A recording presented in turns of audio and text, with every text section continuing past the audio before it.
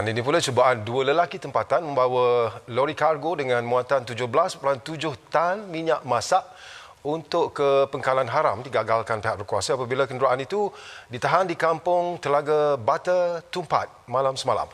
Dan Ketua Pegawai Penguatkuasa Negeri Kementerian Perdagangan Dalam Negeri dan Kos Sara Hidup KPDN Kelantan, Aswadi Jaafar berkata, terdahulu pihaknya melakukan risikan dan pemantauan sempena Optiris 4.0 bersepadu sebelum mengesan sebuah lori dalam keadaan mencurigakan. Menahan sebuah lori dengan muatan sebanyak 17,000 lebih kilogram. 17,680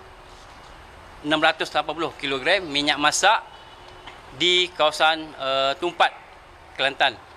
Dan kita percaya siasatan awal kita minyak masak ini akan dibawa ke pangkalan haram di sempadan daerah Tumpat lah. Beliau berkata lori itu dikesan di kawasan Kota Baru sebelum pasukannya mengekori sehingga memasuki daerah Tumpat dan akhirnya ditahan di kampung Telaga Bata, Cabang 4. Siasatan awal mendapati pemandu itu mengaku menerima upah sebanyak RM500 untuk menghantar muatan berkenaan ke satu lokasi yang ditentukan individu lain. Suspek turut maklumkan bekalan minyak masak itu diambil dari Melaka dan Pahang sebelum dibawa ke kawasan berhampiran pengkalan haram di Tumpat untuk diseludup ke Thailand. Aswadi berkata nilai rampasan minyak masak paket bersubsidi itu ialah RM44,200 manakala nilai keseluruhan termasuk lori kargo berjumlah RM94,200. Mengulas lanjut, Aswadi berkata permintaan yang tinggi dan berterusan dari negara jiran mempengaruhi aktiviti penyelewengan minyak masak bersubsidi terus berlaku